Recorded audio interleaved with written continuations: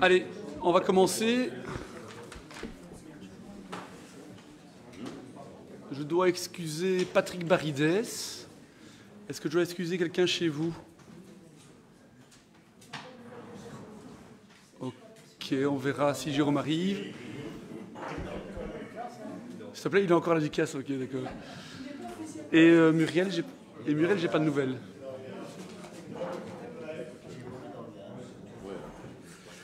Voilà, avant de commencer la séance, les petites éphémérides comme à chaque fois.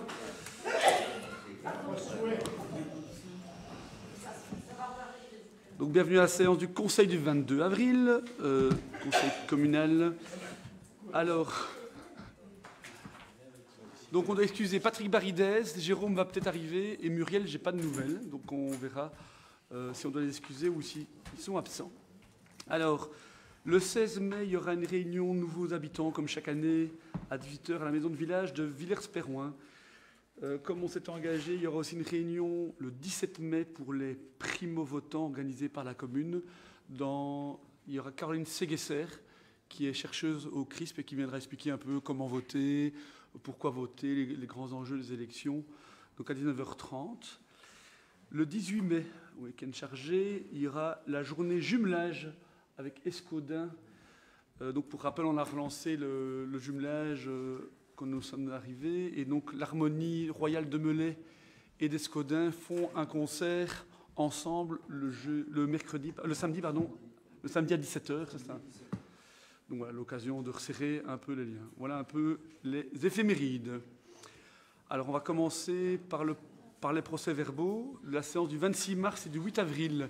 Est-ce qu'il y a des remarques? Non. Anne? Oui. Oui. Oui. Oui. Oui. Oui. N'oubliez pas d'appuyer sur vos... Oui. Oui. Oui. Oui. Oui. Oui. Oui. Oui. Oui. Oui. Oui. Et oui. Alors, donc c'était le point 2. Ah bah non. C'est bon. Ah oui. C'est bon. C'est bon. Juste une question, tant que tu viens d'en parler, par rapport à cette réunion pour les primo-votants, comment ça se passe par rapport à nous, vous, enfin, est-ce qu'on est les bienvenus, pas les bienvenus? Donc, en fait, donc c'est Caroline Séguesser qui anime. Donc, on a voulu quelque chose de neutre pour éviter, vu que moi je suis également candidat et d'autres personnes sont candidates.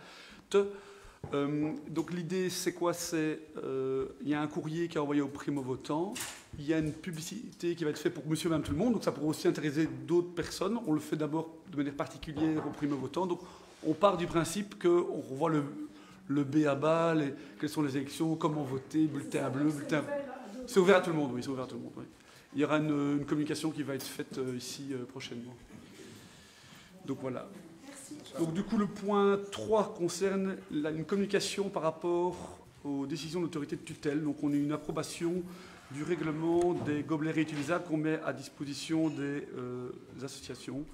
Donc ça avait été voté au Conseil du mois de février 2024. Pas de remarques par rapport à ça. Ah ben voilà Jérôme. Donc, bonsoir. Merci.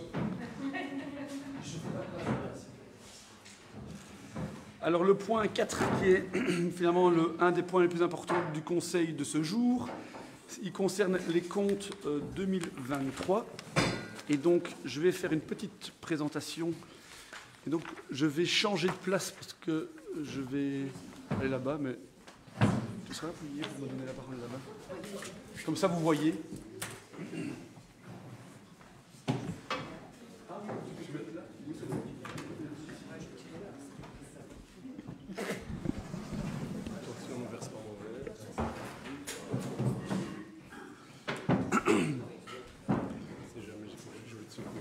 Quoi? Voilà. Alors ce sont les comptes 2023.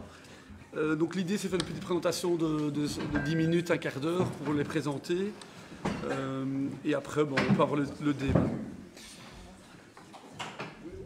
Alors par rapport au compte 2023, quelques éléments importants. Donc on a un boni significatif. Donc c'est 1 800 000 euros à l'exercice propre. Ce qui est du jamais vu à la commune des Bons-Villers en termes de boni. Et à l'exercice global, 1,5 million. Donc simplement vous dire que, en fait, par rapport au budget final 2023 qu'on a voté en novembre 2023, on voit que le résultat présumé est beaucoup plus important, j'y reviendrai après. Élément à retenir, c'est que nous n'utilisons pas les provisions, donc avec 225 000 €, donc c'est la fameuse manne budgétaire, une sorte d'épargne qui existe, un montant qu'on utilise pour pouvoir être à l'équilibre, et donc on ne l'a pas utilisé, donc la capacité d'y recourir dans le futur est intacte. Donc ça c'est l'élément important. Ce qu'il faut retenir, c'est vraiment un boni exceptionnel d'1 803 000 €. Alors la deuxième slide, c'est plutôt le contexte général, vous dire que donc, les comptes 2019 à 2023 et les budgets 2019 à 2024 ont toujours été en boni et ont toujours été validés par la Wallonie, et qu'on a toujours respecté, fatalement, si on a un avis positif, la circulaire budgétaire. Et notamment, depuis 2019, les communes sont les d'être en boni à l'exercice propre. Alors, je vous ai mis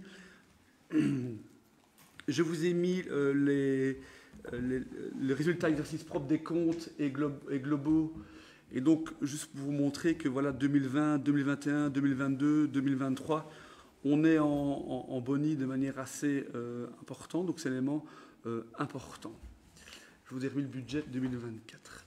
Alors, par rapport au point, au boni, donc on est en boni, je veux dire, malgré 7 indexations de salaire. Donc, on a eu 2 indexations en 2023, 5 indexations en 2022.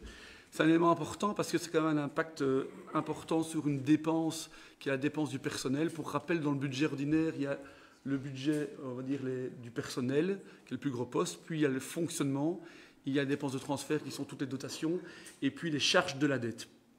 Alors un élément important, c'est que si on prenait le même montant de 2018 et qu'on applique les 19,5 d'indexation automatique des salaires, on serait à 915 000 € supplémentaires sans avoir rien fait en 2023. Ça vous donne un peu une idée. Mais ça, c'est un coût uniquement pour 2023. Fatalement, les indexations se cumulent d'année en année, mais c'est pour vous donner un peu une photographie, une image. En boni, malgré les transferts de charges d'autres niveaux de pouvoir, je vous ai mis le montant le plus important qui impacte les finances communales. Donc la facture du fédéral, c'est 303 000 €, montant qu'on ne payait pas avant. Donc c'est un montant qui est arrivé en 2020. En 2020, c'était 27 000 €, puis en 2021, 85 000 €, en 2022, 150 000 €. Et en 2023, l'impact sur le budget ordinaire est de 303 000 €. Et donc un boni sans avoir augmenté les taxes sur l'impôt sur les personnes physiques, ou la taxe sur le travail, les PRI ou les taxes sur les entreprises. Alors les taux de réalisation, c'est toujours intéressant par rapport au budget final qu'on a voté en novembre 2023, où on en est par rapport au taux de réalisation. J'attire votre attention sur 2 éléments. Donc en dépenses, c'est les budgets de fonctionnement. Donc on a réussi, et j'expliquerai plus tard, à diminuer les frais de fonctionnement. Donc on a 74% par rapport au budget qui avait été voté. Et en recettes, je vous invite à regarder les transferts, on a 108% parce qu'on a un montant à l'IPP, donc l'impôt sur les personnes physiques, de manière supplémentaire, et j'y reviendrai après. Alors, comment expliquer ce boni? Donc il y a trois éléments. D'abord, il y a une maîtrise importante des dépenses de fonctionnement. Donc je vous l'ai dit, il y a eu l'indexation automatique des salaires, donc c'est 19,5%. Pour le fonctionnement, c'est l'indice des prix à la consommation, c'est 19,7% entre 2019 et 2023. Si on prenait les montants de 2018 en fonctionnement, on était à 1 440 000 €. Si j'applique les 19,7%, on devrait être à 1 733 000 € sans avoir de dépenses de fonctionnement supplémentaires, uniquement le coût de la vie qui augmente. Et donc on a réussi à maîtriser les dépenses de fonctionnement par plusieurs choses, et notamment par l'investissement. Donc vous savez, on a largement investi dans l'isolation des bâtiments, énergie renouvelable, éclairage public, sensibilisation à la sobriété énergétique à la fois du personnel. Et on a travaillé sur un budget base zéro, un peu comme la région Wallonne a fait, où on a essayé que chaque article budgétaire soit discuté et pour pouvoir se dire des choses qui existaient peut-être il y a 10-15 ans, certains on ne l'utilise plus, autant avoir une rediscussion là-dessus.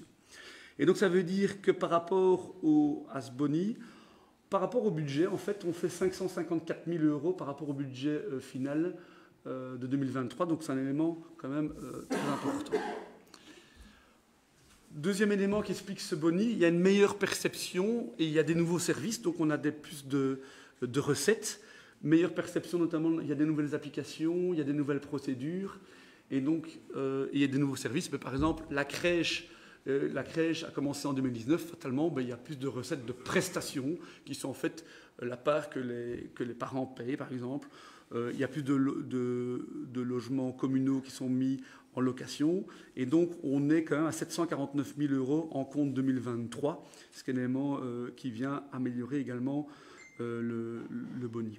Et alors, l'élément, on va dire, conjoncturel, un élément, on va dire, one shot, qui est l'additionnel de l'impôt sur les personnes physiques.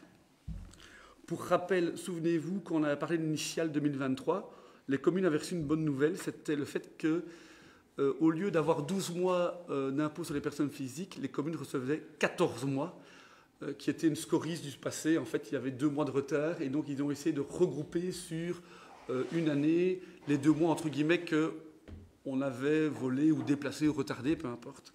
Et donc, cet élément-là permet d'avoir 666 000 € supplémentaires. Et donc, j'ai quand même fait une petite règle de 3. Donc, si on n'avait pas eu les 14 mois, mais les 12 mois, on aurait eu 4 475 000 € au lieu de 5 221 000 €. Donc il y a plus ou moins 400 000 € de différence. Et donc qu'est-ce qui explique cette augmentation également? C'est le fait que en fait, l'indexation automatique des salaires fait passer des gens dans des tranches supplémentaires. Et au lieu d'être taxés, je ne sais pas moi, à 35%, mais peut-être des gens sont taxés sur leur tranche à 40%, etc. Et donc il y a des recettes aussi liées à l'indexation automatique des salaires. Donc les gens gagnent plus, mais in fine, ils gagnent aussi plus, ils payent plus d'impôts, donc ça a aussi un impact là-dessus. Et donc ces 3 grosses raisons expliquent que le boni est à 1 803 000 €. Alors c'est peut-être peu lisible. Je vous ai remis un peu l'évolution des dépenses du personnel, fonctionnement, transfert et dette. C'est un élément important. J'ai déjà parlé du personnel et du fonctionnement. Je vais vous parler maintenant du transfert et de la dette. Mais ce qui est important, c'est de garder la dernière colonne et les 4 premières lignes. C'est que sur un budget de 13 711 000, qui est le total général, eh bien, le personnel est plus ou moins la moitié du coût des dépenses à l'ordinaire. Et les dépenses de transfert sont le deuxième poste. Et la dette, après, c'est le fonctionnement et puis la dette. Alors, donc, j'attire votre attention sur l'évolution des dépenses de transfert parce que vous avez vu le personnel, ben en fait, on ne sait pas trop jouer sur les dépenses du personnel parce qu'on est lié à l'indexation automatique des salaires. Le fonctionnement, vous avez vu, ben on a essayé de maîtriser les dépenses en investissant et donc ça permet de maîtriser les dépenses de fonctionnement. Et ici, il y a les dépenses de transfert. Je vous ai mis un peu, donc dans les dépenses de transfert, on était à 19 800, j'arrive plus à lire, 19 801 000 €. Donc si on cumule les dépenses de transfert sur l'ensemble de la législature, donc on aura augmenté de 14,2%.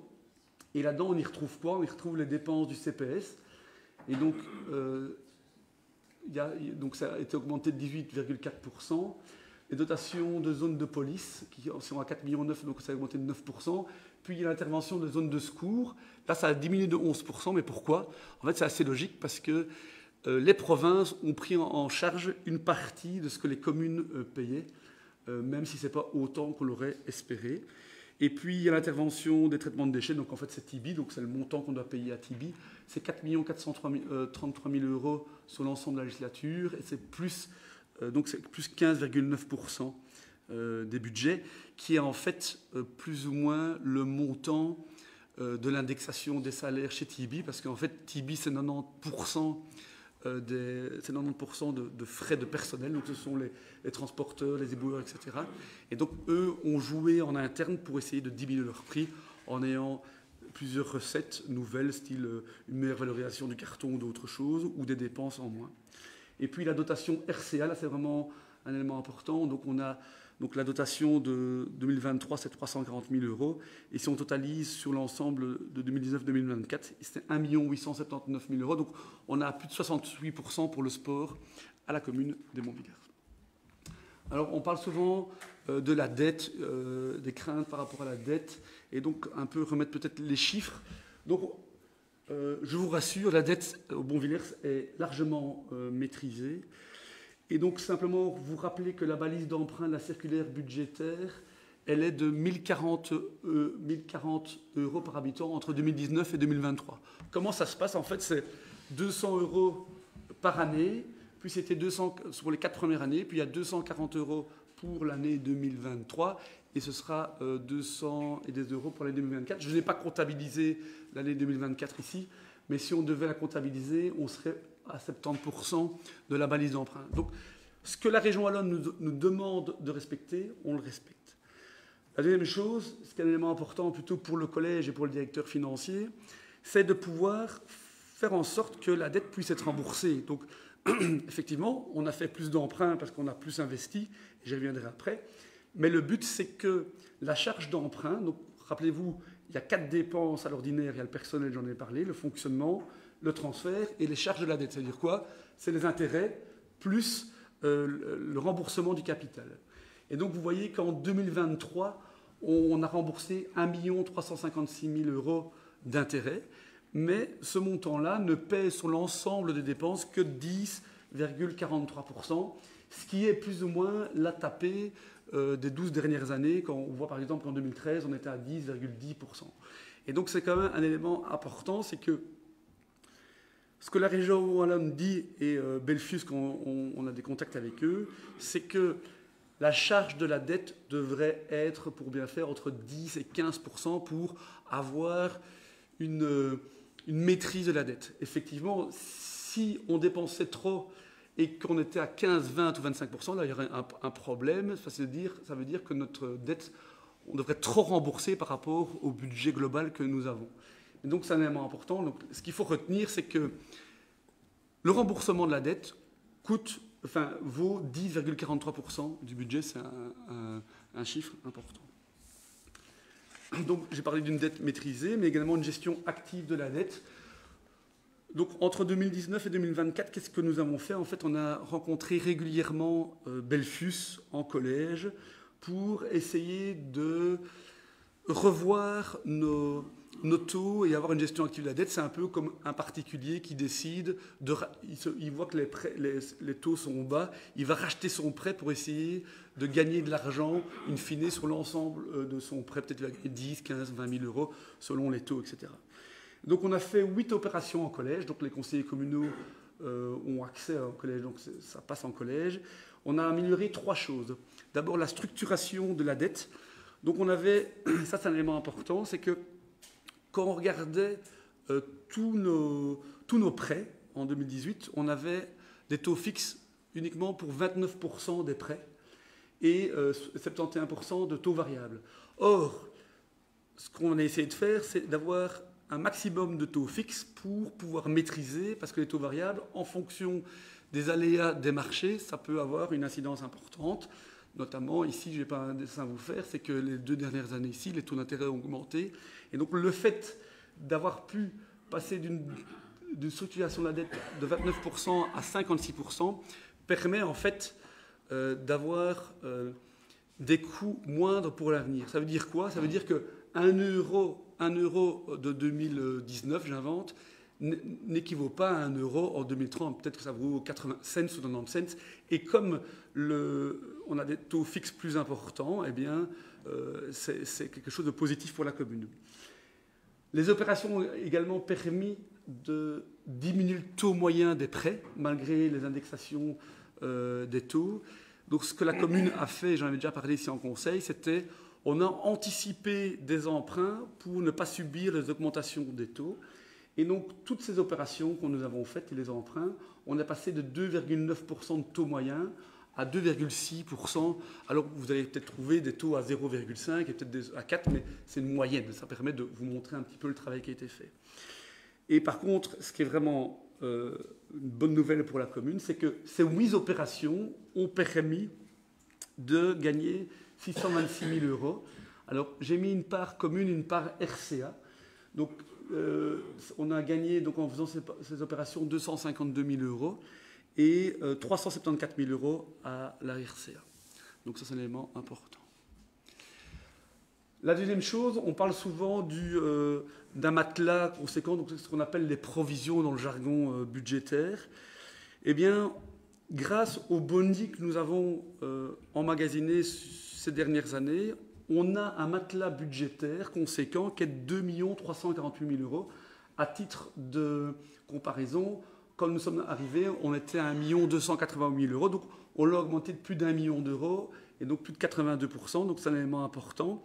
Et en fait, ça vient d'où? Ça vient simplement des bonis que nous avons engrangés en 2020, 2021, 2022 et ici en 2023. Petite information. Pour ceux qui suivent le budget 2024, on utilise 400 000 € de provisions. Ils ne sont pas comptabilisés dedans. Or, vous avez vu qu'on a tendance à ne pas utiliser les provisions, qu'on fait des budgets, on va dire, prudents. Et donc, potentiellement, ce 2 348 000 € pourrait être augmenté de 100, 200, 300, 400 000 € supplémentaires liés, en fait, à non-utilisation de provisions en 2024. Et donc, les provisions, elles servent à quoi? En fait, on a fait des provisions en se disant, en cas de coup dur, si le CPS a besoin de plus d'argent, eh bien, on a 350 000 € là qui dorment et qui peuvent être utilisés pour le CPS. Zone de police, 180 000 €, 350 000 pour la RCA. Zone de secours, 100 000 €. Et alors, on a une provision qu'on a appelée Covid à l'époque. Mais donc, il ne suffit que d'une décision du conseil communal pour la changer. Mais le CRAC qu'on a eu en ligne propose de changer l'attribution de cette provision et la mettre plutôt pour les pensions, parce que fatalement, l'année prochaine, ce sera plus 303 000 € pour les cotisations pensions, ce sera entre 300 et 400 000 €. Et donc de pouvoir utiliser cette provision pour payer les pensions suite au changement de règles au niveau fédéral. Donc l'élément à retenir, c'est qu'il y a un matelas budgétaire pour les années prochaines de 2,3 millions. Un élément important, donc j'ai parlé de l'ordinaire, et maintenant il y a l'extraordinaire. Donc le résultat budgétaire est de 275 000 €, le fonds de réserve extraordinaire est d'1 773 000 €. Ça n'a pas beaucoup d'intérêt d'être en boni ou en Mali à l'extraordinaire. Le but, c'est que dans l'extraordinaire, tes investissements doivent être égaux, les dépenses doivent être égales les recettes. Tu as trois manières de pouvoir le faire. Soit utiliser ton fonds de réserve extraordinaire, ce qui est notre cas, on a 1 733 000 €. On a soit la charge donc de faire des emprunts ou avoir des subsides, en gros. C'est la manière de pouvoir financer des projets. Et vous avez vu, le 1 773 000 €, eh bien, il pourra être utilisé. Donc, c'est des emprunts en moins que nous allons faire en 2024. Donc, ça a un impact direct sur 2024, vu que c'est des emprunts qui ont été faits en 2023, mais qui ne devront plus être faits en 2024. C'est un élément important. Et l'avant-dernière slide, peut-être vous montrer un peu les subsides importants pour améliorer les investissements. Donc, ça, ce sont des chiffres, y compris avec la régie communale autonome. Et donc, nous avons obtenu 14 571. Alors, tous n'ont pas été versés, que ce soit promis ou versé. Et donc, on a augmenté les subsides de 10 millions, tout en maintenant une charge de la dette de 10% à l'ordinaire, ce qui est l'élément important. Et je terminerai par ce qui a été fait entre 2019 et 2023 en termes de tout ce qui est professionnalisation du budget et des procédures budgétaires. Donc le fait déjà d'avoir un directeur financier qui est présent physiquement à temps plein a quand même beaucoup changé la donne. Et donc voilà toute une série, alors je ne vais pas les passer en revue, mais par exemple des projections pluriannuelles sur 5 années, des choses qui ne se faisaient pas, l'implantation d'un nouveau logiciel comptable qui s'appelle Phoenix, toutes des interfaces avec des logiciels comptables, taxes ou des projets liés au GRH. Il y a toute une procédure de bon de commande, les avis d'égalité, d'ailleurs c'est un point qui passe après, etc. etc. Et je terminerai ma présentation par la conclusion. C'est simplement vous rappeler que les budgets et les comptes ont toujours été en boni et toujours validés par la tutelle et ont toujours respecté la circulaire wallonne. On a un boni exceptionnel comme jamais en 2023 d'1,8 million. On a une épargne pour l'avenir, comme jamais, de provision de 2 348 000 € qui va pouvoir être utilisée éventuellement pour le CPS, bien-être du personnel ou autre. Il y a des budgets de fonctionnement maîtrisés. Il y a une dette maîtrisée, donc c'est plus ou moins 10% des dépenses à l'ordinaire. Il y a des subsides importants et une professionnalisation du budget. Bref, je terminais, et c'est important pour moi, parce que c'est une photographie où tous les chiffres ont été donnés par le directeur financier, c'est de pouvoir terminer, de se dire, quelles que soient les personnes qui reprennent on va dire le train en 2024, eh bien, il y a un avenir financier serein en Bonvillers. Donc voilà, je terminerai ma présentation ici. Merci. Voilà.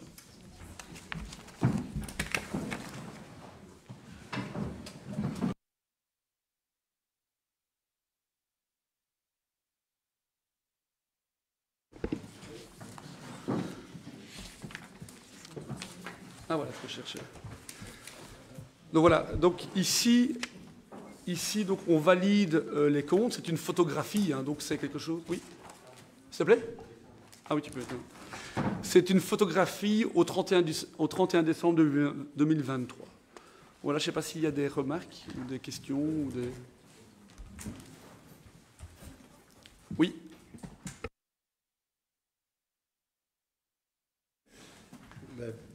Merci pour cette présentation. Comme tu l'as dit, un compte, c'est une photographie de l'état des finances de la commune. Une petite remarque un peu ironique par rapport à les allusions par rapport à la professionnalisation et à la présence en permanence du directeur financier. C'était le directeur financier qui présentait les comptes, ici c'est le bourgmestre, et il n'est pas là ce soir pour une raison bien précise. Oui, il avait un empêchement. Ok. Oui. D'ailleurs, j'ai oublié de l'excuser. Ok, voilà. Merci pour ces excuses-là. Et alors, deuxième élément, on est quand même interpellé au niveau du groupe du décalage. On sait que la communication est un des points forts de la majorité actuelle, mais je dirais qu'on a quand même, tous les conseillers en mémoire, les 2 lettres qui ont été adressées au collège communal 2022-2023 venant du CRAC, avertissant et alertant l'ensemble du conseil communal sur le devenir et l'évolution de la dette et le report de cette dette sur nos enfants et nos petits-enfants. Donc on trouve qu'il y a quand même un décalage entre ton tableau rose, je dirais, et ces avertissements 2 années successives venant du CRAC, qui n'est quand même pas n'importe quel organisme de notre tutelle. Voilà, on est interpellé par rapport à ce décalage.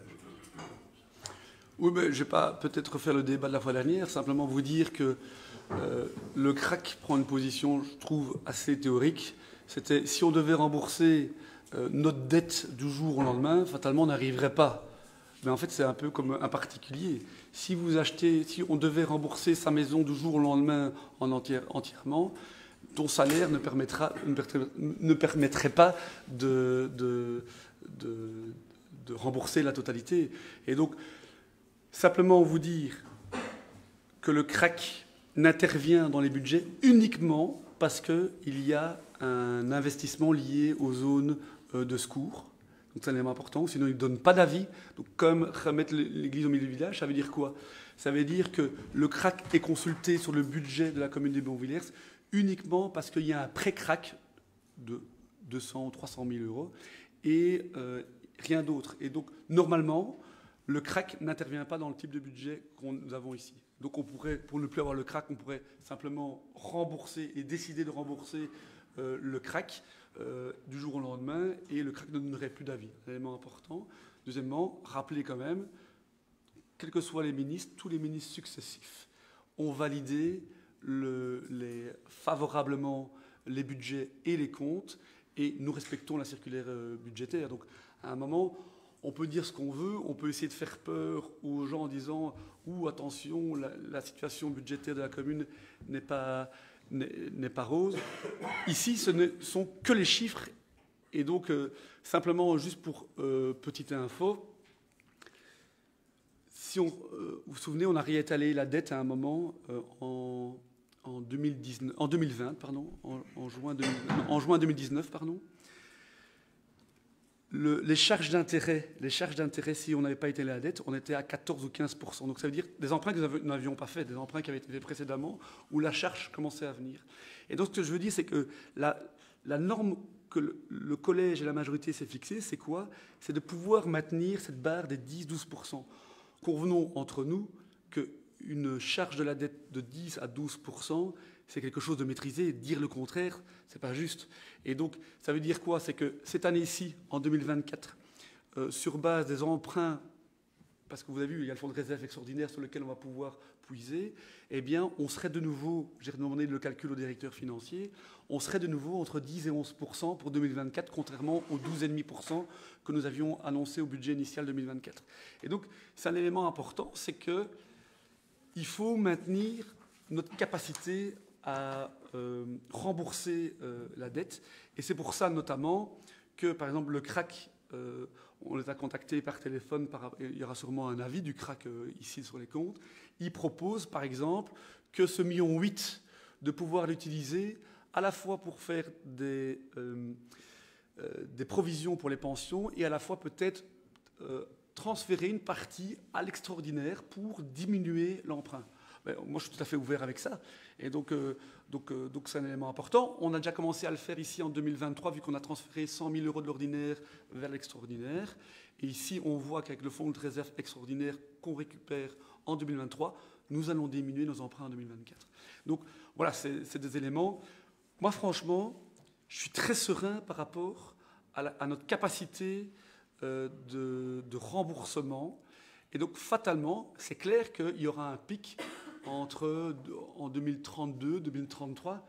Mais vous avez vu la gestion active de la dette qu'on a fait, ça permet aussi de pouvoir diminuer cette charge d'une manière ou d'une autre. Et donc, le fait de passer en taux fixe va nous permettre de diminuer ce type d'investissement. Donc, moi, je ne sais pas ce que sera fait 2032-2033. Est-ce qu'on aura encore des bonis qui vont s'ajouter et qui vont pouvoir venir? Peut-être que oui, peut-être que non. Tout ce que je sais, c'est que nous rendons les clés de la commune avec des finances saines. Et ça, il faut quand même pouvoir, juste avec la photographie qu'on a fait ici, ce n'est pas des chiffres que j'ai inventés, c'est tous des chiffres qui ont été validés et la présentation a été validée par le directeur financier. On rend des comptes, des provisions comme jamais de 2,3 millions, un boni d'1,8 million, et avec une charge de la dette maîtrisée. Après, je peux comprendre, il y a une philosophie qui est la nôtre qui a été d'investir plus, notamment pour gagner sur les budgets de fonctionnement. Quand je vois qu'on gagne plusieurs dizaines de milliers d'euros uniquement en électricité par an parce que nous avons mis des panneaux photovoltaïques, mais clairement, ça a un coût, c'était des 39 000 € que nous payons. Donc voilà, mais c'est une... Voilà, on peut revenir sur le fait qu'on a investi de manière importante. Ce qui est sûr, c'est que pour la prochaine majorité, il faudra maintenir ces 10 à 12,5% de charge de la dette. On ne pourra pas dépasser ça pour pouvoir maintenir le remboursement.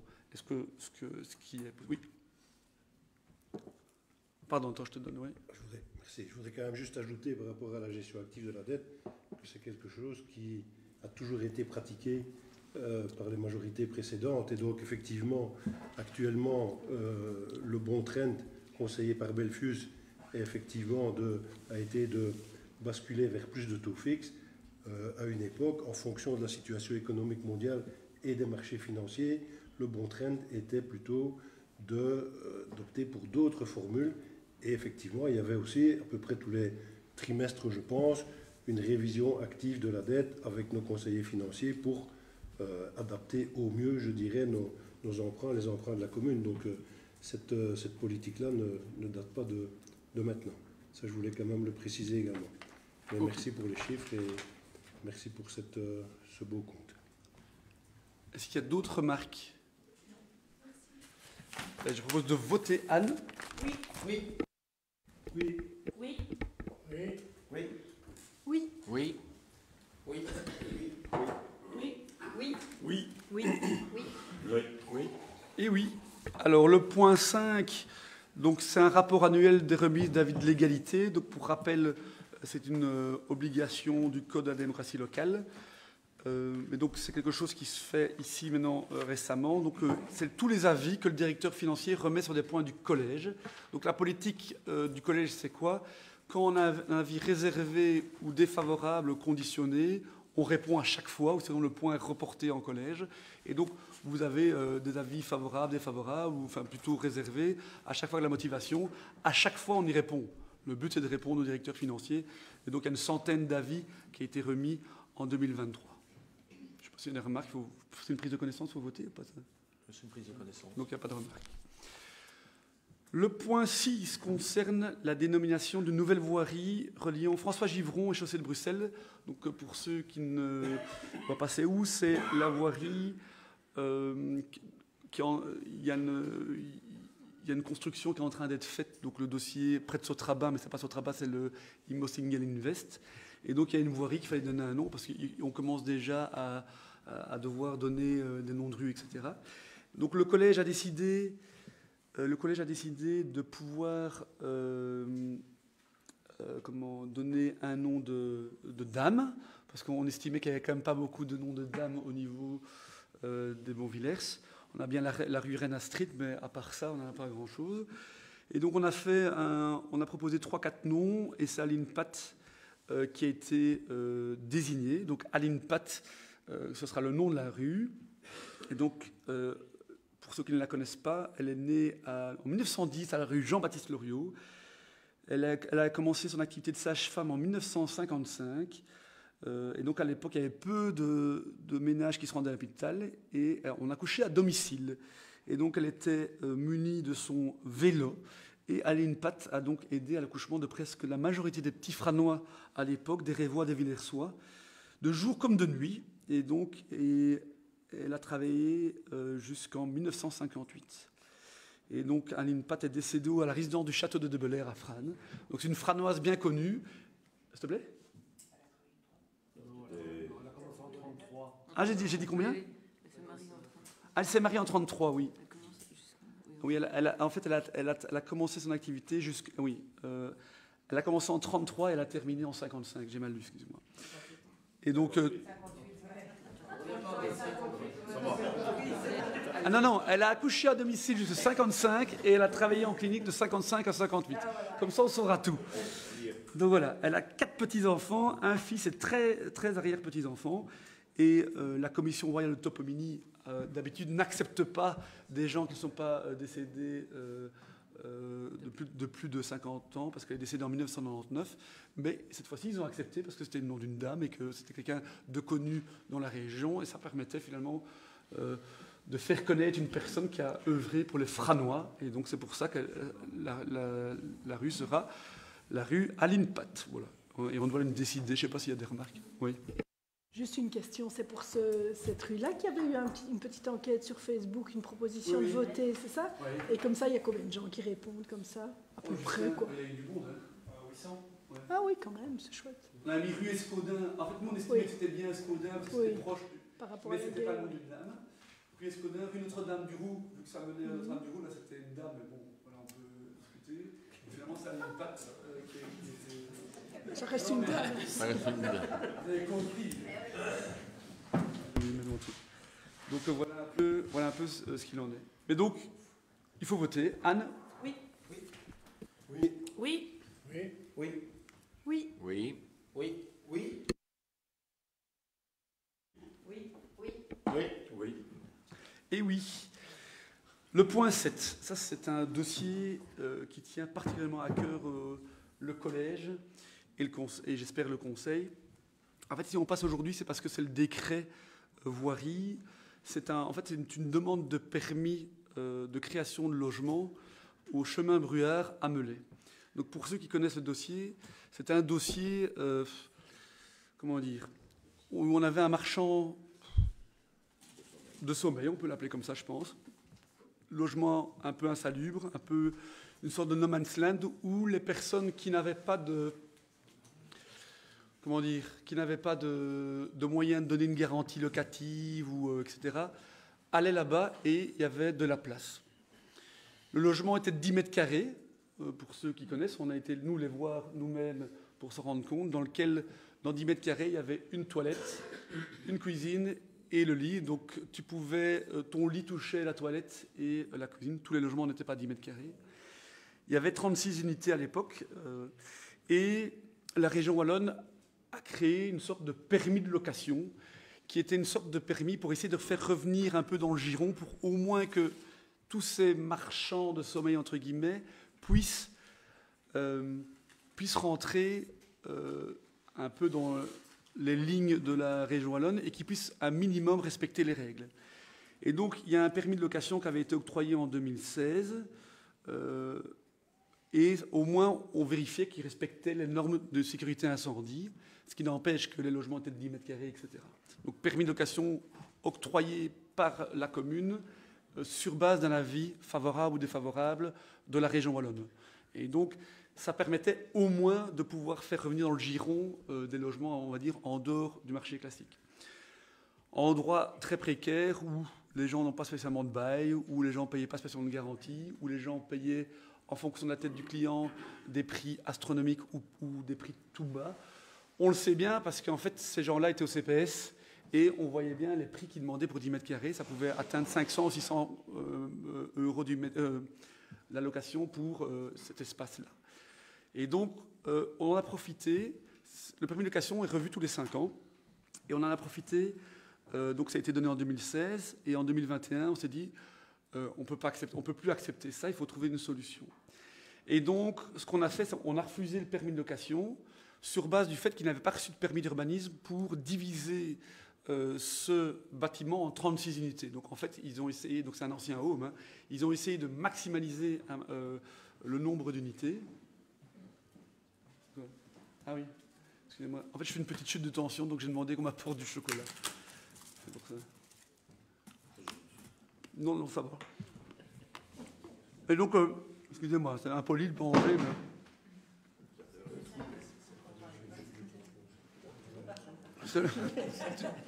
Pour ceux qui ne font pas de chute de tension, peuvent avoir un petit truc de chocolat, oui. Et donc on vient d'un permis de location, donc on a essayé on a dit, on ne vous le donne pas, les anciens propriétaires. On a dit, tant que vous ne rénovez pas un minimum, on n'est plus d'accord de travailler comme ça. Bon, bas de combat, etc. Les propriétaires n'étaient pas contents, fatalement. 36 unités à plusieurs centaines d'euros, c'était un peu la poule aux œufs d'or. Et donc, on a discuté d'abord avec les premiers propriétaires, mais les coûts étaient trop importants, il n'y avait pas de budget. Et donc, ils ont décidé de revendre le bâtiment. On a rencontré le promoteur et on a essayé de trouver une solution à la fois pour les gens qui vivent dedans, parce qu'il y avait à l'époque encore 12 personnes, 12 unités qui étaient utilisées. Et comme ils étaient en permis de location, on va dire, caduc, parce que ça se terminait en 2021, et le temps qu'on trouve une solution, on est en 2024, ils n'ont pas accepté de nouvelles personnes, donc c'est un élément important. Et il restait des personnes. Et donc, dans les 36 unités, qu'est-ce que ça va devenir?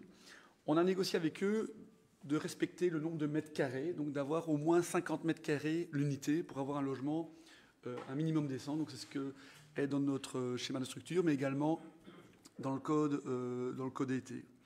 Et donc, les 36 unités vont devenir 22 unités. Et donc, dans l'immeuble que vous connaissez au chemin Bruard, il va avoir, que je ne dise pas de bêtises, 16 appartements. Donc 8 appartements de 50 à 55 mètres carrés et 8 appartements de plus de 55 mètres carrés. Nous avons négocié avec le promoteur d'avoir 4 logements à IS, une agence immobilière sociale, pour pouvoir y reloger des personnes venant de ce bâtiment-là.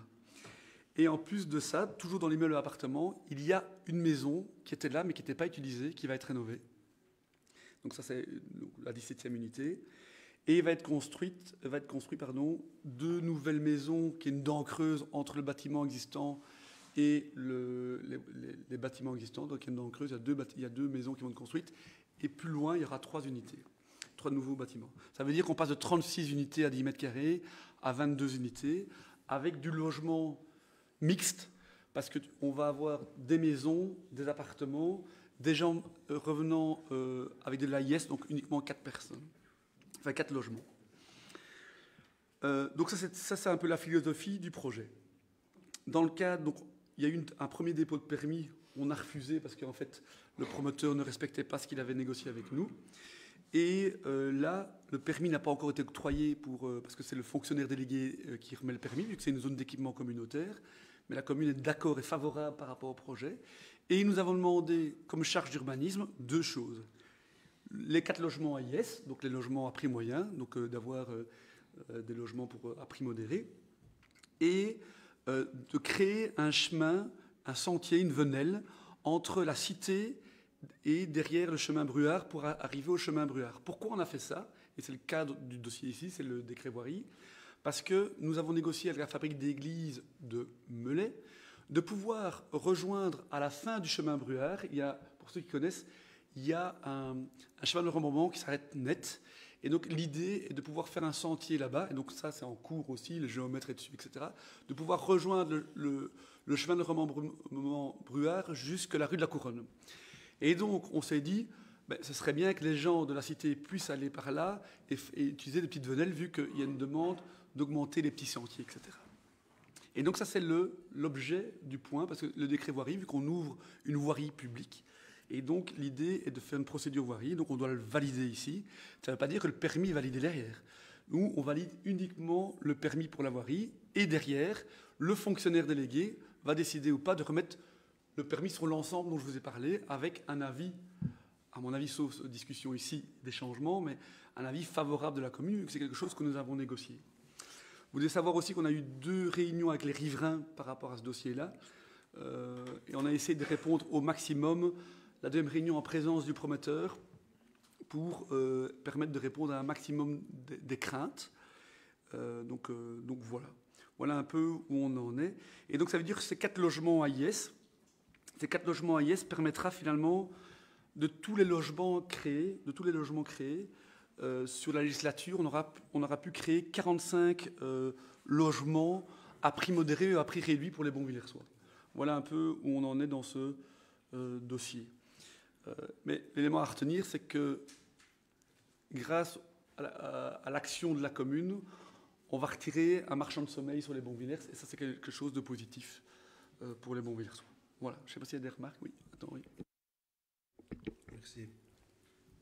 Moi je suis choqué par ton terme marchand de sommeil, parce que je trouve que ce n'est pas, si tu veux on peut en discuter en huis clos, mais je trouve que ce n'est pas correct. Évidemment, le Home Tillmans, comme on l'appelait à l'époque, était un, comment vais-je dire moi, était un concentré du quart monde, mais je rappellerai ici que nos assistantes sociales et notre directrice du CPS de l'époque étaient souvent bien soulagées, Michel, tu ne me contrediras pas je pense, de pouvoir parfois trouver une chambre au Home Tillmans pour héberger des gens qui, pour certains, vivaient depuis des mois dans leur voiture. Pour certains, étaient sans aucun logement, n'avaient droit ni à un logement social, ni à un logement de transit, ni à un logement, je dirais, prévu pour les plus défavorisés. Et donc, je trouve que vous n'avez pas le droit de juger et de qualifier à plusieurs reprises l'ancien propriétaire de ce logement de marchand de sommeil. Il a évidemment fait son business, il a sans doute à certains moments exagéré. Ce n'était pas quelqu'un de facile à gérer, mais c'était quelqu'un qui a fait œuvre utile pour le quart-monde, et je voudrais quand même la rétablir une certaine vérité. Alors que maintenant, avec le train de vie qui évolue, etc., avec la norme qui évolue, et on a été en collège à plusieurs reprises en contact direct avec l'ancien propriétaire également, le menaçant de fermer l'établissement, lui demandant de se mettre aux normes par rapport aux normes d'hygiène, par rapport aux normes d'accès, etc. Et c'était la carotte et le bâton pour essayer d'améliorer la situation.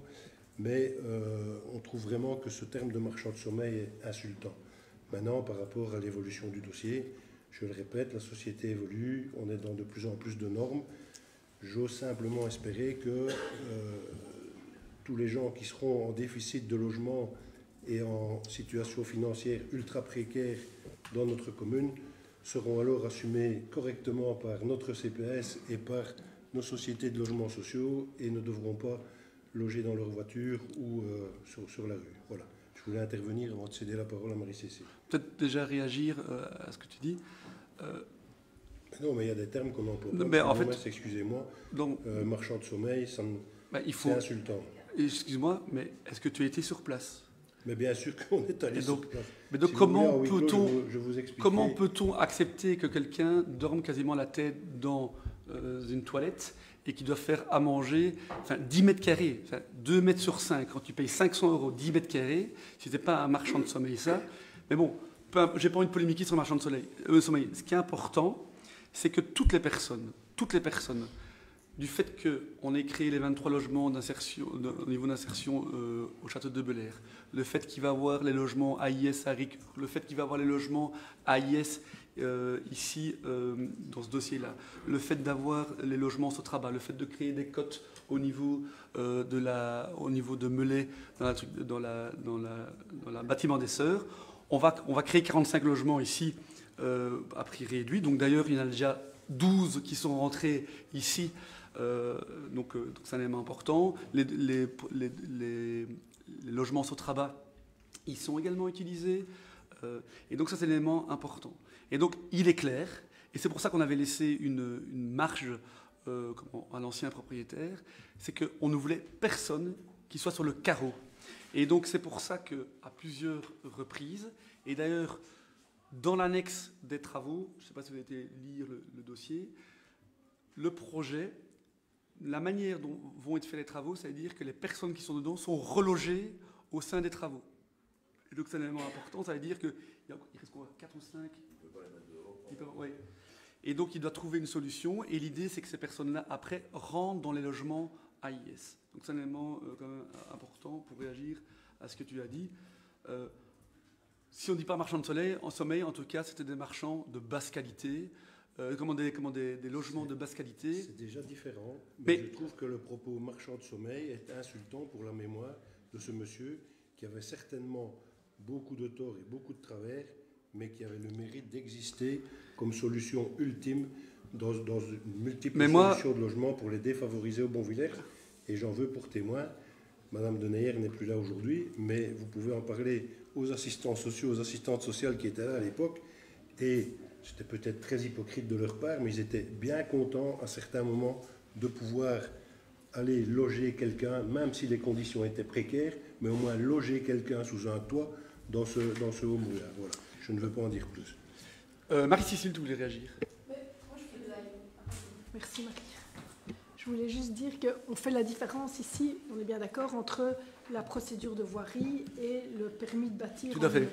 Et donc quant au permis de bâtir et la destination qui est prévue par ce logement, tu nous l'as bien expliqué, effectivement, comme dit M. Ward, c'est là une évolution vers laquelle il faut aller. Et donc voilà, ça, on ne peut que trouver ça bien si, comme dit M. Ward, ça peut être des logements à des prix abordables pour ceux qui auront plus de mal. Voilà, là, on n'a rien à dire. Nous, on revient sur la partie voirie. Et donc, quand tu parles du sentier, il y a quand même des choses qui nous interpellent fort dans les remarques et les courriers qui ont été reçus des riverains, ou même des jardins de Wallonie. Déjà, ce sentier, d'après le courrier des jardins de Wallonie, cette terre leur appartient, ils n'ont pas l'intention de la vendre. Donc là, il y a quand même... Alors, je sais qu'il y a des avis contraires, mais il y a un litige qui n'est déjà pas résolu. Donc, litige n'est pas résolu, oui et non. Ça veut dire que le triangle dont il est question, ça m'est confirmé que ça appartient bien au propriétaire actuel et pas au jardin de Wallonie. Donc c'était une manière de pouvoir... Donc on parlait d'un tout petit triangle, donc les notaires, oui c'est les notaires qui se sont entretenus et les géomètres. Et donc le géomètre du propriétaire dit clairement que ça lui appartient. Donc si les jardins de Wallonie ne sont pas OK avec ça, fatalement, il y aura peut-être un litige. Mais les jardins de Wallonie ont été invités aux réunions où, suite à la dernière réunion, il était prévu que les jardins de Wallonie réagissent et produisent une contre-expertise notaire, ce qu'ils n'ont jamais fait et qu'ils ne feront pas parce qu'ils n'arrivent pas à le prouver que ça leur appartienne alors que le propriétaire arrive à prouver que ça lui appartient. Donc voilà, je pense que les jardins de Wallonie ne voulaient pas ce chemin-là. Ok, j'en prends acte. Moi, je pense que ça va être quelque chose de positif pour le quartier. Voilà, on a aussi un peu posé la question justement dans le quartier. On n'a pas eu le sentiment que c'était une demande des gens. Et donc nous, face à ça, on est un peu perplexe sur l'importance de créer ce sentier qui va peut-être engendrer des nuisances. Ça, c'est un fait, hein, on est tous bien d'accord là-dessus. Il y aura la question de l'entretien de ce sentier par la suite. Et donc voilà, nous, on trouvait qu'en l'état, ce n'était pas un projet qui nous semblait... primordial pour le moment, ou en tout cas à dissocier encore une fois du projet construction. La construction, oui. C'est toute autre chose. Mais le sentier en lui-même, on n'est pas convaincu de l'intérêt et de l'importance. Mais donc, il faut savoir que dès qu'on fait un sentier quelque part, les gens qui habitent à proximité, à toute proximité, n'en veulent pas. Tout le monde veut des sentiers, c'est comme les éoliennes. Tout le monde veut des éoliennes, mais pas de chez soi. C'est comme les sentiers. Donc, nous, on est convaincus, parce que c'était dans notre... Quand on a fait le cadastre de l'ensemble des sentiers, que cette boucle peut avoir du sens dans le projet. Et donc, je peux comprendre que les riverains tout proches, et c'est pour ça qu'on essaie de les écouter dans le cadre des discussions qu'on avait avec eux, et notamment, il y avait un riverain qui craignait, par exemple, pour les inondations. Donc, il y aura une étude qui expliquera, donc c'est prévu dans les conditions, pour bien montrer que le sentier ne peut pas créer plus d'inondations qu'il y a actuellement. On a mis aussi le fait que des engins motorisés ne puissent pas aller dedans, donc il y aura des piquets pour interdire ça. Les riverains ont demandé un éclairage, il a été ajouté dans les conditions. Et donc, fatalement, si je devais écouter uniquement l'intérêt personnel de chacun, il n'y aurait jamais de sentier nulle part. Et d'ailleurs, quand j'essaie chaque fois de faire un sentier, par exemple derrière des habitations ou d'autres, ça, à chaque fois, les gens reviennent. Mais c'est juste récupérer des chemins vicinaux qui existaient avant. Et donc, à un moment, on ne peut pas dire que c'est quand même dommage qu'il n'y a pas de sentier, qu'il n'y a pas de venelle. Et puis dès qu'on en fait, c'est voter contre d'en permettre. C'est vous qui avez mis, à juste titre d'ailleurs, en disant il faut continuer à investir dans les sentiers, continuer à investir dans les boucles, etc. Ok, je prends acte que vous allez voter contre la procédure ici. Je trouve ça dommage. Moi, ce qu'on a essayé de faire, c'est faire en sorte que ce sentier ait le moins d'impact pour les riverains, parce que j'entends aussi que potentiellement il y a des gens qui passent. Donc là où il y a des gens qui ne passaient pas, il y a des gens qui vont passer. Et donc c'est pour ça qu'on a mis toutes ces conditions au niveau du promoteur. Mais on trouve que cette boucle a du sens. Voilà, donc je peux comprendre que vous ne soyez pas d'accord avec ça, mais ça a du sens dans la boucle globale du chemin Bruard avec la rue de la Couronne. Donc, Voilà, mais écoute, nous, on estime encore une fois, alors quand tu dis qu'on a demandé à avoir plus de boucles, je ne me souviens pas très bien quand, mais c'est les sentiers, récupérer des chemins vicinaux, c'est Manu qui en parlait. Certains, oui, mais voilà, alors en l'occurrence là, ça ne va pas raccourcir des chemins, ça ne va pas... Enfin, voilà, donc nous, on reste dubitatif quant à l'importance de ce sentier à cet endroit-là. Ce n'est pas une demande essentielle pour rejoindre un abri de bus, pour raccourcir un trajet. Enfin, voilà, des sentiers, on habite à la campagne, il y en a déjà beaucoup, beaucoup. Ça ne nous semble pas être celui-là le plus important. Voilà.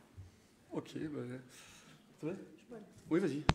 Je voulais juste revenir sur la discussion d'avant, de petites secondes. Je ne sais pas si tu avais fini, Marie-Cécile, en fait. Oui, merci. Le fait de dire que c'était le Carmont qui habitait dans cet endroit-là, je peux comprendre, je trouve le terme aussi un petit peu fort, je ne vais pas dire insultant, presque quand même. C'est vrai que c'était des gens, alors je ne les ai pas tous connus, mais j'ai eu l'occasion d'y aller, et effectivement, il y avait des personnes très marginalisées. Ce que je sais, et je peux comprendre aussi peut-être qu'à une époque, c'était rassurant de se dire, en fait, si on ne sait pas loger les gens, on pourra toujours les envoyer là. Une partie de moi peut le comprendre parce qu'on se dit, ouf, on ne doit pas laisser quelqu'un dans la rue ou on ne doit pas le loger à l'hôtel voilà, je peux éventuellement entendre ça. Par contre, le fait de dire que parce qu'on est très marginalisé, on peut habiter ces conditions-là sont acceptables, ça, je trouve ça inacceptable, enfin inadmissible en fait. On n'aurait pas... c'est vraiment... Je vais pas décrire ce que j'ai vu parce que vraiment ça m'a donné envie de pleurer, quoi. Donc voilà. Je n'ai jamais dit que les conditions dans lesquelles vivaient les locataires du Haut-Bruard étaient acceptables. Et nous n'avons eu de cesse au collège communal lors de la majorité précédente de rappeler ces obligations aux propriétaires par contact direct à plusieurs reprises. Si vous voulez, je vous expliquerai à huis clos un épisode qui m'est arrivé un vendredi à 16h dans ce logement. Je n'ai jamais dit ça. Je dis simplement que nous ne sommes pas habilités à juger et à qualifier une personne aujourd'hui décédée de marchand de sommeil. C'est tout ce que je veux dire. Je n'ai pas dit que je validais ce type de logement. Je rappelle aussi que même si on avait envie de pleurer en y allant, c'était souvent la solution de dernier recours quand au niveau du CPAS, il y avait des gens qui étaient venus frapper à la porte à plusieurs reprises et pour lesquels on n'avait pas de solution immédiate. Alors plutôt que de les laisser à la rue ou dans leur voiture, ce qui a été le cas pour des personnes bien précises pendant plusieurs semaines, c'était pas bon, mais c'était quand même une solution. Et donc, voilà. Ok, j'entends bien. Après, c'est vrai que c'était très connu dans les communes aux alentours et que les CPS de toutes les communes avoisinantes, dès qu'ils avaient quelqu'un, sachant très bien que ça allait vraiment être compliqué de trouver dans le système locatif privé classique, je vais dire, mais elle les envoyait directement là, aller voir là, et je crois qu'ils essayaient même pas d'essayer de trouver par ailleurs. Et donc ça c'était quand même un petit peu dérangeant. Il y avait un peu un réseau comme ça, c'était très connu. Et, c'est clair, Genappe et Pontacelle nous envoyaient en disant allez là-bas, là vous serez d'office pris, on va pas se poser de questions, et tant qu'ils reçoivent leurs 500 €, voilà quoi. Ok. Et donc, je propose de voter. Alors ici, on ne vote pas sur le permis du logement, vu que c'est le fonctionnaire délégué qui va donner le permis. On vote sur la procédure voirie, donc le fait d'ouvrir la voirie et de faire le sentier. Anne? Oui. Non. Non.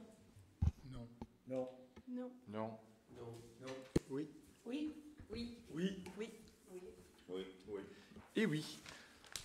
Le point 8, la nouvelle charte d'engagement de gestion forestière durable du PEFC. Anne-Laure. Donc ça, c'est une charte de gestion durable. Je reprends juste le point parce que je l'ai perdu. Voilà. Engagement de gestion forestière durable PEFC. Donc c'est une charte qui avait déjà été validée par le passé. Donc on poursuit ce qui avait été fait avant. Ça peut faire sourire évidemment de se dire gestion forestière au Montvillers parce qu'on est à environ 0,5% de territoire boisé. Donc voilà, mais on l'a quand même utilisé notamment quand donc le fait d'être certifié PEFC permet, quand on exploite ce qu'il y a eu à exploiter, dernièrement la peuplerie de la rue Bringand, on peut obtenir un petit peu plus, mais c'est surtout les engagements évidemment d'un point de vue gestion durable et réflexion autour de la gestion forestière, au niveau de la régénération du mélange d'essence, d'utilisation des intrants, etc. Donc il y a 15 points. Et donc on propose de revalider cette convention, même si ça peut paraître anecdotique. C'est quand même important, ne serait-ce que d'un point de vue symbolique, et puis par rapport aux personnes privées aussi, de montrer l'exemple, de se dire, voilà, le peu qu'on a géré, on essaye de le faire correctement. Je ne sais pas s'il y a des remarques. Anne? Oui. Oui. Oui. Oui. Oui. Oui. Oui. Oui. Oui. Oui. Oui. Oui. Oui. Oui. Et oui, le point 9 concerne l'admission d'une dépense par rapport au marché de travaux, rénovation du château de Debelair. Le lot 1, c'est un avenant 5. Et donc, il y a une obligation, donc le crédit prévu est insuffisant. Et donc, le collège l'a approuvé pour pouvoir payer ce qu'il devait. Et le conseil doit admettre la dépense. Donc voilà, donc ça veut dire quoi? Ça veut dire qu'à l'extraordinaire 2024, donc à l'AMB, il faudra remettre un montant. J'en profite pour vous dire que les nouvelles pour le château de Debelair ne sont pas super bonnes, ou je ne sais pas comment l'expliquer autrement, mais la nouvelle aile, donc on a refait l'aile du château, qui est quelque chose qui est terminé, qui est vraiment super, mais la nouvelle aile, on découvre quand même pas mal d'éléments qu'on n'avait pas prévus dans le chantier initial, notamment en termes de stabilité, même si je pense qu'ils ont trouvé une solution. Donc nous nous attendons encore à obtenir des avenants pour terminer cette aile. Mais il faut continuer. Donc on n'a plus trop le choix par rapport à cela. Donc voilà, mais bon, les travaux là ont repris. Bernard, ils reprennent. Ça a été bloqué pendant 2-3 semaines en attendant de savoir ce qu'ils allaient faire. Ils ont trouvé une solution par rapport à cela. Voilà, je ne sais pas s'il y a des remarques. Oui. Moi, je voulais simplement, au nom du groupe, signaler que c'est là un bel exemple de ce qui nous enclin à vous recommander régulièrement la prudence dans les investissements communaux, puisqu'au départ, effectivement, la commande de base portait sur un montant de 2 343 000 € hors TVA, et qu'on en est aujourd'hui effectivement au 5e avenant, avec évidemment là-dedans des imprévus, mais bon, quand on gère un vieux bâtiment, on doit toujours s'attendre à des imprévus. Et donc le dernier avenant ici, assez bizarrement, fait état du fait que Orès aurait dans un premier temps certifié qu'il fallait ni cabine haute tension ni local compteur, pour un logement un immeuble qu'on va diviser en une vingtaine de logements. Donc on prend acte de ce volte-face d'Aurès, mais ça veut dire que si on ajoute encore donc à ce 2 783 000 les 155 000, on arrive pratiquement à 3 millions, avec au départ 2,3 millions. Donc c'est vraiment, ça nous confirme dans les signaux qu'on vous envoie régulièrement par rapport à la prudence qu'il faut avoir dans les projets subsidiés et dans le financement de ceux-ci. Même si nous restons convaincus que l'aménagement, d'ailleurs c'était un projet de l'ancienne majorité, de ce château en locaux utiles pour notre population, logement, crèche, etc., est une très bonne solution. Mais donc c'est une belle démonstration de ce que, au départ d'une étude de base, on doit s'attendre à des imprévus, on doit les gérer, les assumer, les financer, les payer. Voilà. Merci pour ta remarque. Quand même 2 éléments importants. Le problème de ce dossier est d'abord la genèse. D'abord rappeler que vous avez reçu un subside de 830 000 € que vous avez comptabilisé alors que finalement il n'existait pas comme un élément important. Je l'ai déjà dit la fois dernière, donc c'est 830 000 €, donc c'est un élément important. J'ai déjà dit à plusieurs reprises. Je vais terminer si tu permets. Donc c'était 830 000 € de subside, mais je n'ai pas envie de polémiquer par rapport à ça. Un élément important quand même, c'est que quand nous sommes arrivés, nous avons repris le dossier en main. Nous avons dit, mais ils n'ont que 830 000 € de subside, c'est bizarre, parce que si on fait ça, on a augmenté le subside à 1,5 million. Donc quand même un élément par rapport de nouveau. Donc c'est pas moi qui l'invente, on a essayé d'augmenter le nombre d'unités et le nombre de chambres pour essayer d'avoir un maximum de budget venant des logements d'insertion. Un élément important. 2, vous aviez décidé de mettre les loyers plutôt au Jardin de Wallonie, qui vous empêchait d'avoir la gestion, mais aussi les recettes. Ici, les 23 logements vont créer des nouvelles recettes. Ces recettes, c'est ce qu'on appelle c'est ce que nous appelons des logements, enfin des investissements dits productifs. Ces loyers vont, et on l'avait démontré la fois dernière, sur 13 à 15 ans, plus les nouveaux subsides qu'on avait obtenus, permettaient de rembourser l'ensemble du prêt. Qu'est-ce qui va se passer maintenant avec l'augmentation des montants? Le montant dont tu fais tout à fait exact, et il y aura encore des montants supplémentaires, je ne t'invente rien. Ça veut dire qu'au lieu de rentabiliser, même si on n'a pas une vocation à être rentable, de rentabiliser les loyers, parce que les gens payent 20% de leur revenu, donc on n'a pas aussi des milliers et des cents, mais si on a 23 logements fois, j'invente 300 € fois 12 mois fois X temps, vous avez en fait le montant qu'on rembourse, qu'on a à l'ordinaire, et qui permet en fait de rembourser une partie de l'emprunt. Et donc ça veut dire quoi? Ça veut dire qu'à l'époque, ça avait été calculé sur 13 ans et demi, donc les loyers remboursaient l'emprunt sur 13 ans et demi. Eh bien, on va se retrouver sur 15, 16, 17, 18, 19 ans, je n'en sais rien actuellement. Mais ça reste rentable pour 2 choses. Ça reste rentable d'abord, pour les personnes qui sont là-bas, donc on crée du logement, ça c'est important. Et ça reste rentable du fait qu'on a augmenté, on a quasiment doublé le subside et qu'on a repris la gestion pour permettre finalement qu'in fine, quand on se verra dans 15 ans ou dans 18 ans, ces logements, ce bâtiment aura coûté 0 € à la commune des Montvillers, c'est qu'on aura remboursé les emprunts grâce au loyer. Et c'est vrai qu'au départ, on pensait qu'en 13-14 ans, on allait pouvoir rentabiliser le cofinancement lié au subside. Mais ici, en fait, fatalement, voilà. Je suis le premier à dire que c'est vraiment compliqué, c'est insupportable où une intercommunale ou même le service travaux donne un prix, on décide en connaissance de cause, on se dit, bon, on prévoit toujours 15 ou 20% de plus, et à la fin, on se retrouve avec des montants totalement hors du scope.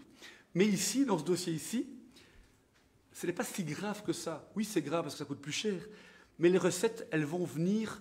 En fait, les recettes qu'on va obtenir à l'ordinaire vont payer les emprunts que nous faisons. Et donc, au lieu de le faire sur 13-14 ans, ce sera à mon avis 20 ou 25 ans. Mais les emprunts, de toute façon, on a fait des emprunts de 20, 25 ou 30 ans sur ce dossier-là. Donc c'est un élément important. Si je devais revenir à la genèse, j'aurais monté le dossier autrement. J'aurais fait un subside PCDR pour acheter le bâtiment et j'aurais fait un subside insertion pour pouvoir Et là, on aurait maximisé les subsides. On aurait pu avoir 500, même 1 million d'euros supplémentaires. Des subsides pour la crèche aussi. Hein. Oui, il y a un subside pour la crèche. On a reçu 200 000 euros. Convenons que la crèche a coûté 1,1 million et que la crèche, le subside à l'époque du plan Cigogne était très faible. Et de nouveau, un dossier qui devait coûter, je pense que c'était 800 000 euros, on est arrivé à 1,2 million et nous payons encore les factures actuellement. Et donc, c'est compliqué pour ce dossier-là, et surtout quand on rachète quelque chose de nouveau. Mais qu'est-ce qu'on aurait dû faire? On aurait dû revendre ce que vous avez acheté, ne pas le faire, parce qu'on a essayé, on a réfléchi par rapport à ce dossier-là. En fait, vous avez comptabilisé les 830 000 euros de subsides comme si c'était lié à l'acquisition. Or, les 830 000 euros n'étaient que quand les travaux seraient terminés pour la rénovation, pour la création de logements. Mais le problème, c'est que vous avez acheté le bâtiment 1,1 million avec le parc. Bon investissement, selon moi, mais on aurait dû le faire en PCDR. Et on aurait dû déposer la création de logements pour pouvoir augmenter le nombre de subsides. Et peut-être qu'on aurait rentabilisé l'emprunt, pas sur 20 ans, 25 ans, mais peut-être encore moindre. Mais ce qui est vrai, c'est insupportable. On l'a eu aussi pour l'école du Vieux-Château à Melay. Si on m'avait dit que ça coûtait si cher, on ne l'aurait pas fait, on aurait trouvé une autre solution. Peut-être qu'on aurait mis des containers avec du bardage propre, etc. Parce qu'un dossier qui coûtait 300 000 euros, à la fin, avec l'augmentation des prix des matériaux, etc., on est arrivé à 1,1 million. Tu te dis, voilà, mais une fois que tu as commencé les travaux, tu sais pas revenir. Donc voilà. Mais ce dossier-là, ce n'est pas une école. On a des loyers, on a des recettes. Justement, par rapport à ces recettes, ça c'est quelque chose qui me pose question, parce que je me souviens qu'à l'époque, en application du Code wallon du logement, nous avions dans un premier temps imaginé de percevoir les loyers et d'être les propriétaires, je vais dire, qui donnaient en location.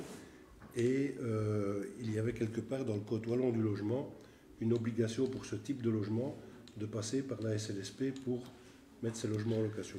Non, donc on a peut-être été mal renseigné. L'obligation que nous avons, c'est d'appliquer les critères d'attribution des logements qui sont dans le Code du logement.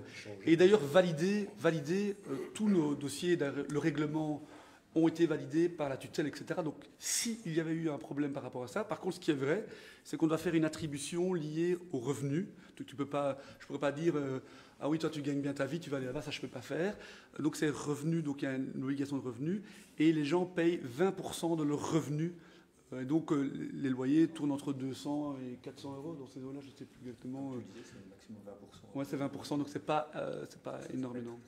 Mais donc, ce dossier-là, comme il y a des recettes, même si notre but, ce n'est pas faire des recettes, parce que finalement, le fait que ce soit rentable en 15 ans, 20 ans, 25 ans, on aura créé 23 logements d'insertion et on aura permis à 23 familles qui ont du mal à se loger au Bonvillers de pouvoir venir. Surtout. Et on revient sur des logements décents. Tout à fait. Ils sont super, ces logements. OK. Donc, admission de la dépense. Anne. Oui. Oui. Oui. Oui. Oui. Oui.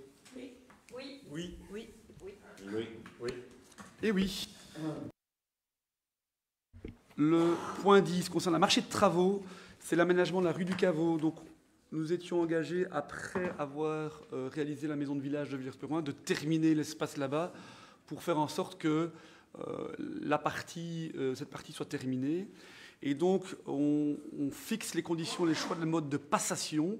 Et donc, c'est un projet qui a été discuté avec les riverains, les différents acteurs de Villers-Perouin. Il y a le comité des fêtes ou d'autres qui sont venus dans ce dossier. Il y a le cercle paroissial et autres. Et donc, c'est de pouvoir aménager. Vous avez les plans qui sont en annexe. Donc, le but, c'est de refaire la rue du Caveau, donc celle où il y a les guides et la maison de village, et d'utiliser un espace devant le cercle pour pouvoir faire une esplanade ou une espèce de jeu. L'idée aussi derrière, c'est que la rue du Caveau soit interdite à la circulation. Donc c'est un élément important. S'il te plaît ? Pour partie, il y aura toujours accès au garage. Oui, il y a toujours accès au garage. Et l'idée aussi, c'est donc que les mouvements de jeunesse puissent faire être sur la rue du Caveau en toute sécurité. Et alors on refait des espaces piétons en face de la prairie pour permettre en fait, de régler le problème, parce que pour l'instant, c'est un peu compliqué, la traversée. Voilà un peu ce qu'il en est derrière. Donc on avait prévu 120 000 € au budget 2024 et c'est estimé à 119 550 €. Donc on est bon pour le moment. Et c'est vrai qu'on met bien la pression au service travaux parce qu'ils étaient venus avec des projets plus élevés. On leur a plusieurs fois dit, ben non, on maintient le budget. Donc voilà un peu ce qu'il y a derrière dans ce dossier. Voilà, donc c'est une procédure négociée directe avec publication préalable, avec un avis DF positif. Je ne sais pas s'il y a des remarques. Anne? Oui. Oui. Oui. Oui. Oui. Oui. Oui. Oui. Oui. Oui. Oui. Oui. Oui. Oui. Oui. Et oui, le point 11 concerne un marché de travaux de fourniture et pose d'un préau pour l'école de Wayo. Donc pour rappel, on a la volonté de pouvoir mettre des préaux dans les écoles qui en sont dépourvues.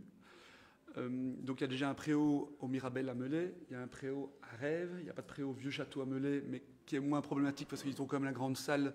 Donc voilà. Et à Villers-Perroin, il y a une demande de préau.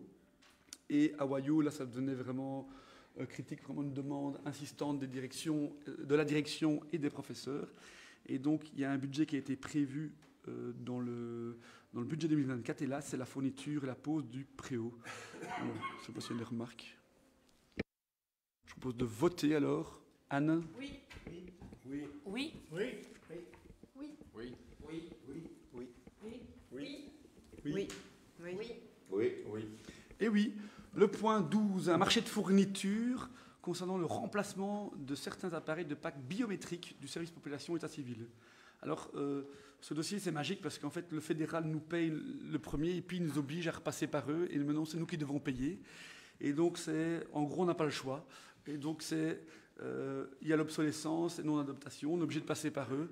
On est obligé d'utiliser leur matériel. Et donc, c'est 15 000 €, TVA comprise. Mais c'est une obligation. Donc, voilà. Et donc, l'état civil, population, c'est quand même un des métiers de base de la commune des Bonvillers. Donc, voilà. Oui. Oui.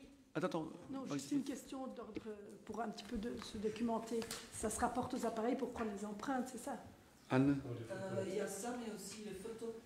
En fait, D'accord. les photos pourraient être prises directement. J'ai une question que j'ai déjà posée, mais je la repose. Qu'est-ce qu'on fait quand il s'agit de renouveler la carte d'identité d'une personne âgée qui ne se déplace pas? Ça reste compliqué, le problème des empreintes.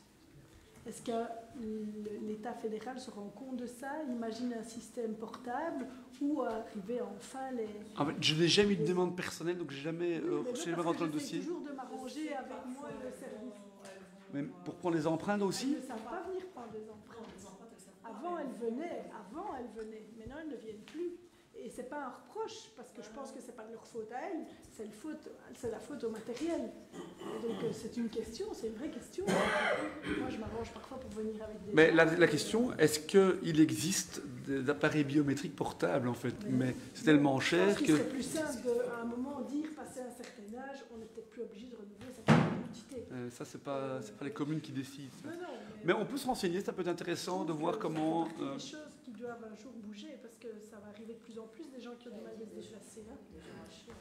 Voilà. Ce que j'ai appris, c'est qu'en fait, au niveau des cartes d'identité, tu peux ne pas mettre tes empreintes, mais elles ne valent qu'un an. Ah ben oui. Mais, je veux dire, anciennement, quand elles se déplaçaient, c'était pas un problème. Les assistantes sociales venaient, ou même on s'arrangeait, voilà. Je venais chercher les papiers, on signait, on refaisait. Maintenant, on ne sait plus faire ça.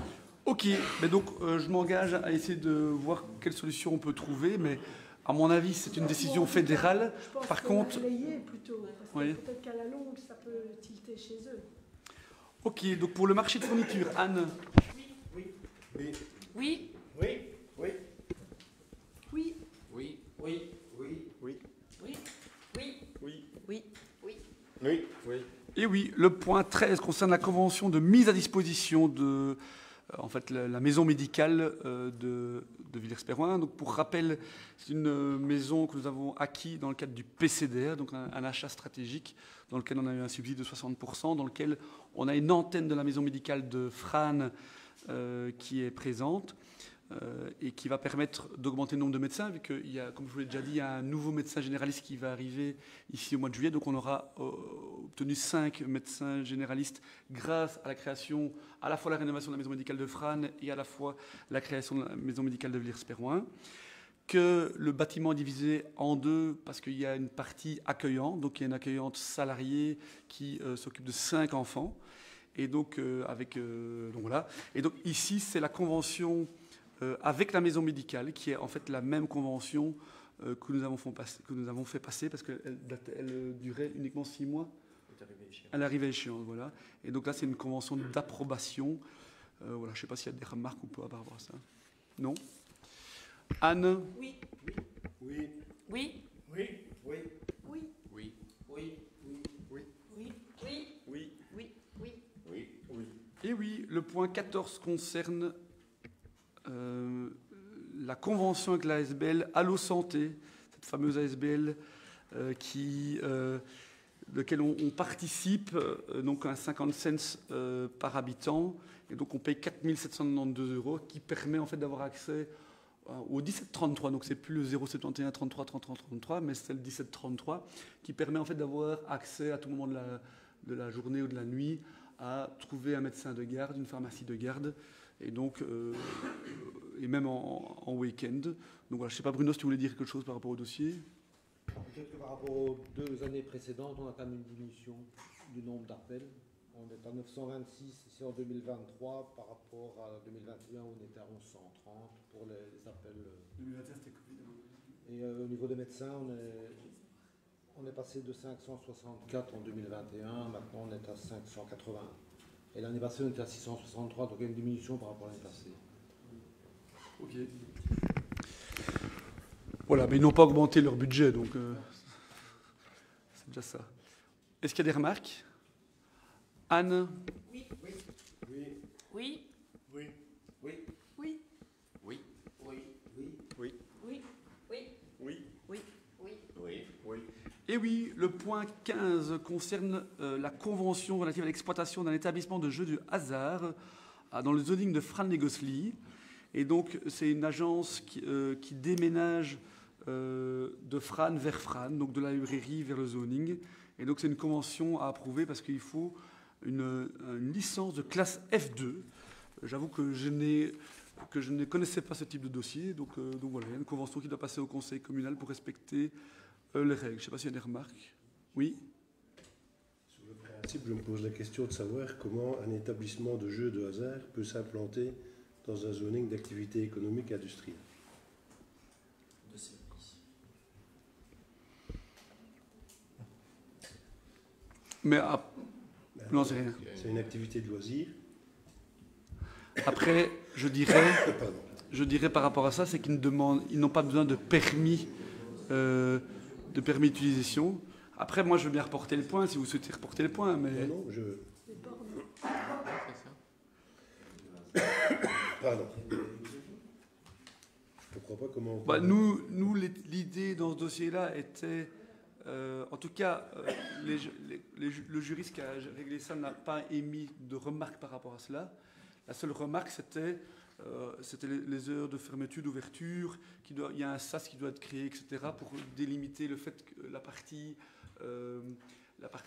restaurant, je vais dire comme ça, et la partie jeux et paris, pour bien délimiter. On a eu un accord de la police aussi par rapport à cela. Oui. J'ai pas de problème par rapport à ça. J'ai un problème par rapport à l'affectation de la zone. Un établissement bien connu a lui obtenu son permis d'exploiter parce qu'il s'agissait de la reconversion d'une activité industrielle initiale qui correspondait aux activités de la ZAUI. Mais ici, s'installer ab initio comme établissement de loisirs dans une ZAUI me pose question. Donc ce que je propose pour ne pas bloquer le dossier, je propose qu'on le vote et qu'on vérifie avant la notification de la convention, quitte à ce qu'on revienne au mois de mai pour ne pas bloquer le dossier de ce truc-là. Mais voilà, franchement, je ne sais pas la réponse et c'est passé, à mon avis, Bastien aurait réagi s'il y avait quelque chose. Je me dis bien un zoning industriel en plus. Oui, c'est zone industrielle, mais bon, il y a d'autres fonctions dans le zone industrielle actuellement, et l'endroit où on va faire l'endroit où on va mettre le jeu de hasard, c'est pas. Oui. Donc voilà. Mais donc moi, ce que je m'engage à faire, c'est on valide la convention entre nous, et si jamais il y a un problème d'affectation du sol, on va appeler comme ça, ou d'affectation de fonction, on reviendra vers nous. Donc on va vérifier avant de notifier, ça va? Anne? Oui. Oui. Oui. Oui. Oui. Oui. Oui. Oui. Oui. Oui. Oui. Oui. Oui. Oui. Oui. Oui. Et oui, pardon. Et oui. Le point 16 concerne l'ordre du jour de l'Assemblée générale d'Imbio.